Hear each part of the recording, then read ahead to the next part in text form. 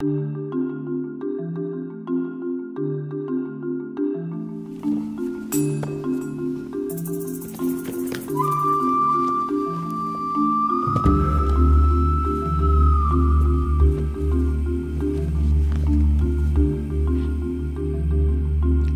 to the Underground Temple.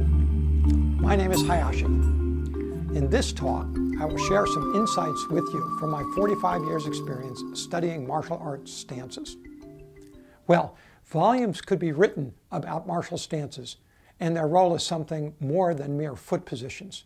Their history, their functionality, their cultural relevance, and their hidden symbology. In advanced martial practices, we don't think of stances as mere foot positions. It's too limiting. If you're a new student, however, you ought to begin with stances as stationary or fixed postures.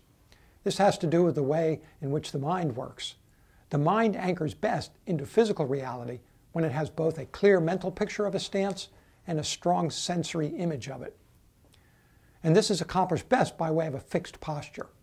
This also builds proprioceptive awareness of the stance. In a real exchange, however, no dachi is ever a fixed position, and every dachi is a component of whole body structure. This means that stances are not just foot positions any more than an archery bow is exclusive to the arrow, the bowman, or the intended target. All parts of the body form an integral connection to one another. They make up a single unit of action supporting what you're trying to do. A stance, described solely as the way one's feet or legs are aligned on the ground then, is more of an early stage mnemonic teaching device, not the full description or essence of a stance. Very few martial artists go into deep study of their arts. As a result, we have produced a bounty of junior masters, that is, masters by longevity but not by heightened skills, who have not outgrown their own early rigid constructs of stance work. This has perpetuated a culture of practitioners with limited notions about traditional stances. Ambiguous explanations for stances or overly rigid definitional boundaries will also stifle a student's advance. For example, a former kyudansha of mine who had studied under two different karate sensei was told that when lowering his body down from a seizan dachi, he must never ever pivot on the heel of his back foot. I asked him for his teacher's rationale, but he wasn't given one. He was just told that he must never ever do such. Sadly, this is dysfunctional teaching. The world is flat, and you must never ever question this fact. In an earlier talk, I spoke about the 5 levels of form. Let me touch upon them briefly again. There are 5 critical levels or layers to proper form training. This includes work with stances. Most world experts work only within the first 3 levels. These are the individual technique, in this case, let's say a particular stance, seiyuchin, seizan, santi, bow and arrow, etc. The packaging of a set of techniques, called tactics. The overall goal of an engagement, called strategy. Your state of mind. And lastly, the raw energy currents running through and around your body, which falls under the study of internal martial arts. A stance viewed in the above light then is not just a physical reality, it's also a tactical reality, a strategic reality, a mental reality, and an energetic alliance with your body's subtle energy fields. Each level, if properly formed, will incrementally add to your stance's overall effectiveness. Whether you consider the value of these 5 layers from the bottom up or the top down, they exert degrees of influence over the other levels. In esoteric training, all stances are viewed in the light of these 5 layers. A poorly executed stance is considered a technical error. The choice of a wrong stance, say picking a cat stance when you need a Zenkutsu dachi, is a tactical error. Choosing the wrong objective for a stance is a strategic mistake. For example, suppose you need a stance that gives your hips more torque, but you choose one that limits hip action, another level of bad form. Personal disorganizations of your mind will also lead to fundamental mental errors like a misperception or misinformation about a stance's function or value. The stability of, say, a horse stance held by a person lacking in confidence is also not the same posture as one who is psychologically confident. If the outer physical structure is perfect by biomechanical standards, but the inner structure is weak, then the stance as a whole will not live up to its biomechanical ideal. You can debate that the physical structure of a stance is its predominant expression of reality, but find a martial stance without a psychic inhabitant. In other words, we can't just talk about a pair of legs floating in outer space. We have to talk about a whole person with legs, arms, muscles, spine, a nervous system, a mind with perceptions and objectives. Test the resistance of a very confident student in a high horse stance against an intimidated student in a wide one. You'll quickly discover that you can't exclude the mind's effects upon the body's strength. So when you assume any posture, you must consider the 5 levels of stance work. I understand that no one can definitively know who is right or wrong about a physical art by framing it in a purely academic or conceptual arena. Dialogue or discussion is best used for parsing technical nuances and possibilities and giving our training a sense of direction. But our body is meant for action. I'm quite aware that we can all think and talk as much as we want about stances, but the ultimate test of our ideas is on the mat to see what works. Now, even in matters of martial history, we find that as scholars dig deeper, previously held conventions about our arts can get turned upside down. For example, many of the karate myths embraced as truisms back in the 1960s have since popped like so many children's bubbles in the light of more accurate scholarly scrutiny. We're discovering ever more sobering and grounded views about the nature of the martial arts with each passing year. So, looking at practical stance fundamentals means evaluating the whole structure of your body as it adds to the function for which it's selected.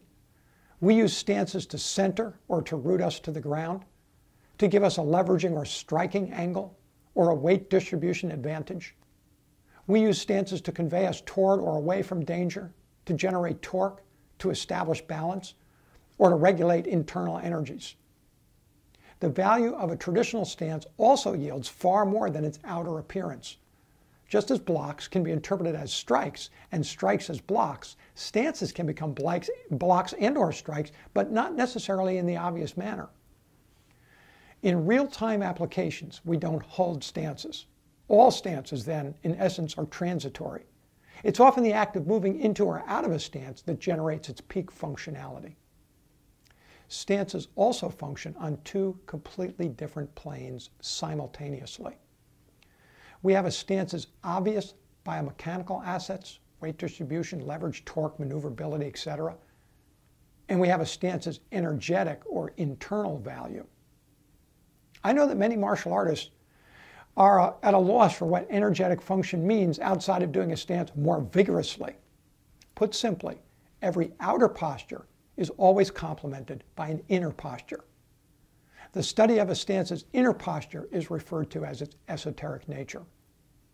Slight shifts in a stance, including the angles of your feet, the pressures caused by changes in your stance width or weight distribution, will alter these inner forces. Now, this may evoke a so what to an empirical martial artist, but I can assure you that the outcome of proper posturing, proper inner posturing, far exceeds any unfounded skepticism about their practical applications. I can also state clearly from experience that mainstream martial artists, by holding to fixed ideas of their stances, will miss an extraordinary art within an art running beneath their biomechanical function. And this is a critical part of the legacy of the esoteric arts. This legacy offers clear, exciting, and provocative confirmation why martial stances can appear so highly stylized and acutely defined. When you can instinctively execute a proper fixed stance, you've entered the first stage of stance training, the courtyard of the dachi. That is, to get simple control of your body with a well-defined posture. Get your foot in the door, so to speak. You can't control another's body if you can't control your own physical space.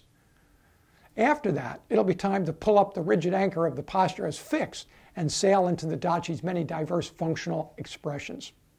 An astute Shifu will then take you around the stance's technical globe for a 360-degree experience.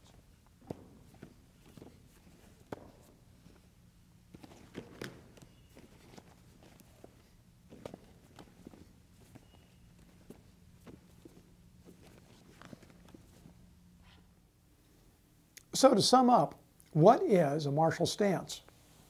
A martial stance, or dachi, is a transitory whole-person posturing. It's often characterized solely by the placement of the feet and legs, which avails us of a particular type of lever, gives us weight, balance, or maneuverability. And stances also act as internal or energetic agents. In advanced and esoteric practices, not necessarily the same study, no stance is considered fixed or defined solely by the placement of the 2 feet. The knees, the hips, and even the upper limbs are also considered part of the overall stance effect. Your arm positioning can also be as critical to a stance as your leg positioning. In the right context, there is value to fixed stances.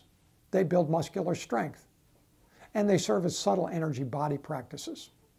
A fixed stance, held a minimum amount of time, causes inner forces to stabilize after the body initially settles, similar to the way meditation stills the mind.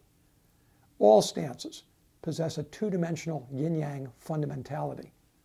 Stances exist on both the material and immaterial plane.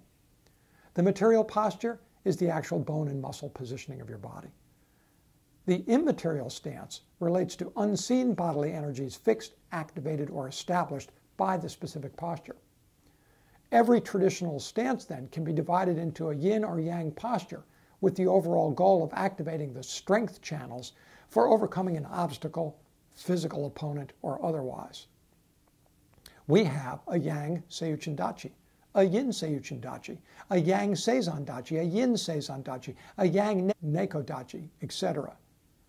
Those who wish to broaden their understanding of traditional stances and embrace what the authentic lineage masters were teaching when they created their arts must understand that my above description is not just an academic collection of interesting theories or ideas.